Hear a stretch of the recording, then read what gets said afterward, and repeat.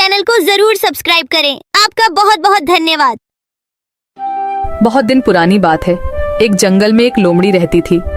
वो इतनी चालाक थी कि अपनी शिकार और भोजन के लिए पहले तो वह जानवरों से दोस्ती करती और फिर मौका पाते ही उन्हें मारकर अपनी दावत बनाती। उस लोमड़ी की इसी आदत की वजह से उसे सभी दूर रहते थे। एक दिन उसे कहीं भोजन नहीं मिला तो वह दूर तक शिकार की तलाश में निकल पड़ी। उनके नजर एक तंदुरुस्त बंदर पर पड़ी। वह बंदर पेड़ पर चढ़ा हुआ था। वह लोमड़ी बंदर को देखकर सोचने लगी, इतना अच्छा और तंदुरुस्त बंदर है, अगर ये मेरे हाथ लग जाए तो कितना स्वादिष्ट भोजन मिल जाएगा मुझे। अब लोमड़ी का लालच बढ़ चुका था। वह रोज बंदर को देखता और मौके का इंतजार करता था, लेकिन वह बंदर पेड़ पर ही चढ़ा रहता और वह उनके हाथ नहीं आता। बहुत देर के बाद लोमड़ी के दिमाग में एक सोच आया। ये बंदर ऐसे हाथ नहीं आएगा, कुछ तरकीब सोचनी होगी। और फिर उसने चालाकी और छल करने की सोची। वह बंदर के पास गई और बोलने लगी, अरे बंदर भाई, तुम्हें एक बात पता चली? एक खुशखबरी मिली है सबको जंगल में। खुशखबरी? कैसी खुशखबरी? फिर लोमड़ी ने बड़ी सावधानी से बोली, आकाशवाणी हुई है। भगवान ने कहा है अब इस जंगल में सब एक दूसरे से गले मिलकर एक साथ रहेंगे। अब जंगल में कोई भी जानवर किसी दूसरे जानवर को नुकसान नहीं पहुंचाएगा और ना ही मारकर खाएगा। सब मिलजुल कर हंसी खुशी रहेंगे, एक दूसरे की सहायता करेंगे, कोई किसी पर हमला नहीं करेगा। लेकिन बंदर होशियार था। वह समझ गया, हो ना हो यह लोमड़ी झूठ बोल रही है। फिर बंदर ने लोमड़ी की बातों पर ज्यादा ध्यान नहीं दिया और कहा, ये तो बड़ी अच्छी बात है, पर मैं इसमें क्या कर सकता हूँ? बंदर की ऐसी ठंडी प्रतिक्रिया देख लोमड़ी फिर बोली, अरे भाई, इसी बात पर नीचे तो आओ। आओ ना नीचे, हम गले मिलकर एक दूसरे को बधाई देंगे, खुशियाँ मनाएंगे। बंदर अब लोमड़ी की चालाकी समझ चुका था, इसीलिए वह मुस्कुराते हुए बोला, ठीक है लोमड़ी बहन, लेकिन तुम पहले अपने उस दोस्त से तो गले मिलो जो तुमसे गले मिलने के लिए खुशी खुशी इसी तरफ दौड़े आ रहे हैं। मुझे वह पेड़ से दिख रहा है। लोमड़ी हैरान होकर पूछा, मेरे दोस्त? कौन सी दोस्त? अरे लोमड़ी बहन, शिकारी कुत्ते, वह भी तो हमारे दोस्त ही है ना। वह भी शायद तुम्हें बधाई देने आ रहे हैं। शिकारी कुत्ते का नाम सुनते ही लोमड़ी थर-थर कांपने लगी। वह बहुत डर गई, क्योंकि उसे लगा अगर हम यहाँ थोड़ी देर और रुकेंगे तो यह बंदर भले ही हमारे शिकार बने न बने, लेकिन मैं उस शिकारी कुत्ते का शिकार जरूर बन जाऊंगी। इसलिए उसने अपना जान बचाना ही भला समझा और वहां से भागने लगी। और फिर बंदर ने लोमड़ी को हंसते हुए कहा, अरे बहन, कहाँ भाग रही हो? अभी तो हम सब दोस्त है ना, तो डर किस बात का? थोड़ी देर रुको। अरे रुको तो सही। फिर लोमड़ी थोड़ी रुकी और बोली, अरे भाई, दोस्त तो है, लेकिन शायद शिकारी कुत्ते को ये खबर नहीं मिली होगी।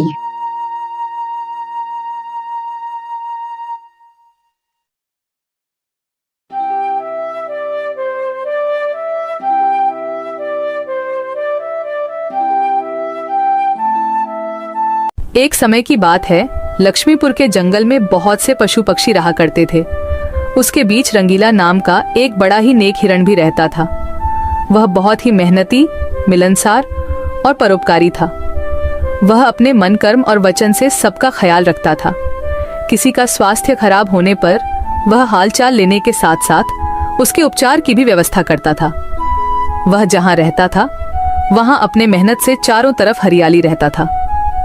एक बार रंगीला स्वयं बीमार पड़ गया। उसे ऐसा बुखार चढ़ा कि उतरने का नाम ही नहीं ले रहा था। उसने स्वयं कुछ जड़ी बूटियां खाई, लेकिन कोई लाभ नहीं हुआ। उनकी बीमारी की खबर पूरा जंगल में फैल गई थी, लेकिन उसे देखने के लिए कोई नहीं आया। तब उसका मन अधिक मुरझा गया। उसे उठा नहीं जा रहा था। फिर भी वह उठकर थोड़ा आगे आया और उसने देखा कि 2 हिरण उनके इलाके में आ गए थे। वह उनके बड़ी बड़ी हरी हरी घास खा रही थी। उन्होंने जब रंगीला को देखी तो मुस्कुराने लगी। अरे रंगीला, कैसी है तुम्हारी तबीयत? हम लोग तो तुमसे ही मिलने आए हैं, तुम्हारा हालचाल जानने आए हैं। हाँ रंगीला, मैंने सुना तुम्हारी तबीयत बहुत खराब है, तो हमसे रहा नहीं गया, इसीलिए चले आए हैं। अब बताओ, कैसी तबीयत है तुम्हारी? तबीयत में कुछ सुधार नहीं आया है, अब कोई दूसरी दवा लेनी पड़ेगी। हाँ हाँ, अच्छी दवा लेना और अपनी ख्याल रखना। अब तुम आराम करो, हम चलते हैं। रंगीला मुड़कर अपनी घर के तरफ चला गया और इधर दोनों हिरण फिर से रंगीला के इलाके के हरे हरे घास खाने लगी। हमने इस जगह के बारे में जितना सुना था उससे कहीं ज्यादा पाया। रंगीला ने बड़ी मेहनत से ये गुलशन सजाया है। चारों तरफ हरियाली ही हरियाली है, देखकर और खाकर तबीयत खुश हो गई। अभी पेट भरकर खा लेता हूँ, फिर कल रंगीला से मिलने के बहाने आ जाऊंगा। हमें रंगीला से क्या काम, हमें तो यह हरियाली खींच लाई है। चलो हम फिर कल आएंगे रंगीला से मिलने के बहाने। जब दोनों हिरण का पेट भर गया तब वह वहां से चले गए और अपने इलाके में जाकर वह रंगीला के इलाके के हरे हरे घास के बारे में तारीफ करने लगे। अरे भाई, यहाँ सूखे घास खाकर पड़े हो, वहाँ जाओ रंगीला के दरबार में, रंगीला का हालचाल पूछो और पेट भर के हरे हरे घास खाओ। बहुत अच्छा है रंगीला, उसके बीमार होने पर भी हमें हरे हरे घास खाने के लिए मिल रहे हैं। रंगीला बहुत अच्छा है, बड़ा ही नेक हिरन है, उसके बीमार होने पर भी हमें हरे हरे घास खाने के लिए मिल रहा है। इससे अच्छी बात और क्या हो सकती है। वहां बहुत सारे हिरण की टोली बन गई। वह सब रंगीला के पास पहुंच गए और रंगीला का हालचाल पूछने लगे। पहले तो रंगीला को इस बात की बहुत खुशी हुई कि कितने सारे लोग इनके हालचाल पूछने आ गए, लेकिन उसके बाद का नजारा देखकर रंगीला का सर चकरा गया। सारे हिरण उनके इलाके के घास खाने में जुट गए थे। कुछ हिरण तो फल भी खा रहे थे। उनके पास सर उठाकर इधर उधर देखने की भी फुर्सत नहीं थी। रंगीला बेचारा मन ही मन सोचने लगा कि यह लोग मेरे पास 2 घड़ी भी नहीं रुके और घास खाने में जुट गए। अगर यही हाल रहा तो मेरे इलाके के सभी घास खत्म हो जाएंगे, मेरे खाने के लिए भी कुछ नहीं बचेगा। लेकिन उसके थोड़ा देर बाद ही उनका मित्र भालू वहां आ गया। उसके आने में देर हो गया था। माफ करना दोस्त, मुझे आने में देर हो गई है। तुम्हारे लिए औषधि लाने बहुत दूर चला गया था।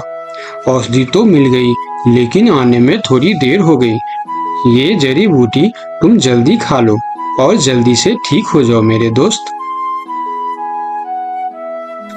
रंगीला ने वह औषधि खाई और कुछ देर बाद ही उसे आराम मिलने लगा। उसका दोस्त भालू उनके साथ ही रुका रहा और 2 दिन के बाद रंगीला का तबीयत ठीक हो गई। लेकिन उनके खाने के लिए न कोई घास बचा था, न कोई फल बची थी। उनकी सारी मेहनत पर पानी फिर गया था। वह बहुत उदास हो गया। दोस्त रंगीला, मैं जानता हूँ ये मतलब का संसार है। ज्यादातर यहाँ सब दोस्ती दिखावा का ही करते हैं। सब अपने फायदे की सोचता है। तुम चिंता मत करो, हम दोनों मिलकर यहाँ फिर से अपना गुलशन सजाएंगे, एक नई दुनिया बनाएंगे। इस कहानी से हमें यह सीख मिलती है कि मन में कपट रखने वाला मित्र शत्रु से भी ज्यादा खतरनाक होता है।